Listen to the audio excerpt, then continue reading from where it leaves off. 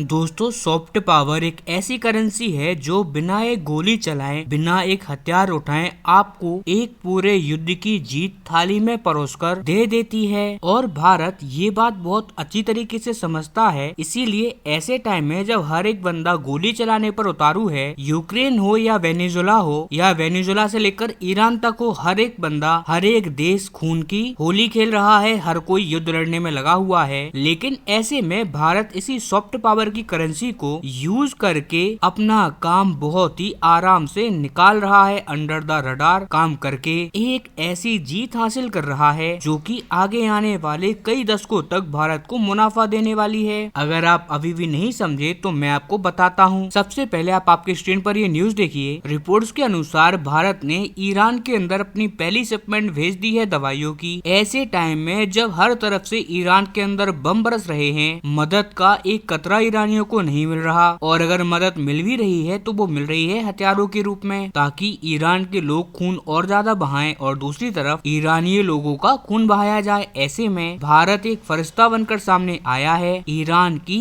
आम जनता के लिए हम दुनिया में ऐसे पहले देश हैं जो ईरान को मदद के रूप में दवाइयां भेज रहे हैं, गोली और बंदूकें नहीं। और आप सोच भी नहीं सकते कि ये जो भारत ने किया है, इसकी वजह से भारत की तारीफ कितनी हो रही है पूरी दुनिया भर में। ईरान में आज हर एक आदमी जिसका मतलब नहीं है इजराइल से, जिसका कोई लेना देना नहीं है अमेरिका से, जो रोजमर्रा के अपने काम करते हैं आपकी और हमारी तरह, आज वो लोग भारत की तरफ कृतज्ञ हैं और वो लोग कह रहे हैं कि आज भारत ने हम पर बहुत बड़ा एहसान कर दिया है। कल मेरे घर पर बम गिरा था, हमारी बच्चियों के पास हमारे बच्चों का खून बह रहा था, लेकिन भारत के द्वारा भेजी गई ये दवाइयाँ हमारे लिए मददगार साबित होंगी और इनसे हमारे बच्चों की जान बचेगी। हम इस एहसान को हमेशा याद रखेंगे। और केवल ईरान में नहीं बल्कि पूरी दुनिया में भारत की तारीफ हो रही है। यहाँ तक कि यूरोप हो या अमेरिका हो, ये लोग भी सोशल मीडिया पर आके कह रहे हैं कि ऐसे टाइम में जब हर एक बंदा खून बहाने की बात कर रहा है और मदद मांगने पर बंदूक थमा रहा है कि ये लो हमारी मदद, ये बंदूक लो, ये मिसाइल लो और अपने विरोधी का सर फोड़ दो, ऐसे वक्त में भारत कह रहा है कि नहीं, हम तुम्हें ऐसी चीज देंगे जो तुम्हारे जख्मों को भरेगा, जो तुम्हारे पेट को भरेगा। यानी कि भारत दवाइयाँ और खाना दे रहा है। और ऐसा भी नहीं है कि भारत इन दवाई खाने को सीधा ईरान की सरकार को सौंप दे रहा है, हम दे रहे हैं ईरान की रेड सोशल सोसाइटी को, जो कि वहाँ के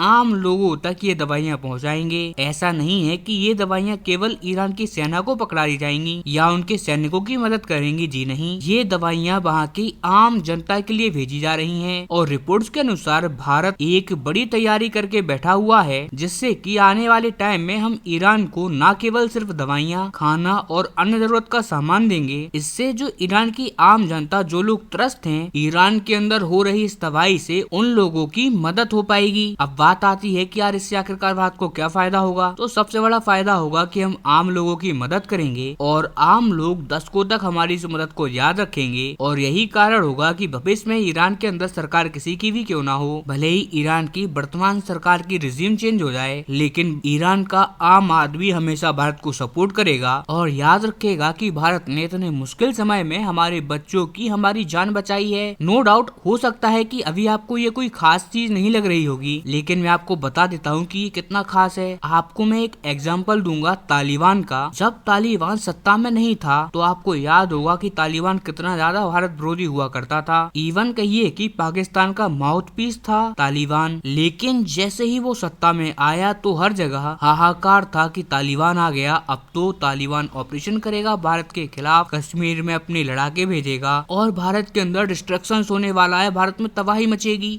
लेकिन होता क्या है इसका जस्ट उल्टा। तालिबान सत्ता में आते ही पाकिस्तान विरोधी हो गया और भारत समर्थक हो गया। भारत के खिलाफ एक शब्द भी उससे नहीं बोला गया। और वो क्यों? उसका कारण एक बहुत बड़ा ये भी है कि वहाँ की जो आम जनता, आम अफगानी हैं, वो लोग भारत की तरफ खड़े थे। उन्होंने इस बात को सुनिश्चित किया कि तालिबान अपनी शक्तियों का इस्तेमाल भारत के खिलाफ ना करे। तालिबान भले ही कितना ही भारत विरोधी क्यों ना था, लेकिन वहाँ की आम जनता के कारण उसे मजबूर होकर भारत के साथ आना पड़ा है। और यही फर्क है भारत में और बाकी के सुपर पावर देशों में। ये सभी लोग सरकारों के पीछे भागते हैं कि यार फलाने देश में ढिमकानी सरकार आ गई, हम इसका समर्थन कर देते हैं, यहाँ जासूस भेज देंगे। अच्छा, अब सरकार हमारे समर्थन की नहीं है तो हम इसका तख्ता पलट करवा देते हैं। लेकिन भारत इस तरीके का देश नहीं है। भारत का ध्येय कुछ और ही है। हम क्या करते हैं कि हम किसी भी देश की आम जनता की मदद करते हैं सच्चे दिल से। हम बाकी आम जनता का दिल जीतते हैं और उसी का फायदा हमें ये देखने को मिलता है कि फिर सरकार नेता कोई भी क्यों ना रहे, वो भारत का साथ देगा ही देगा। क्योंकि कोई भी सरकार या नेता अपने देश की आम जनता के खिलाफ नहीं जा सकता, फिर भले ही वो चुनाव जीत कर आया हो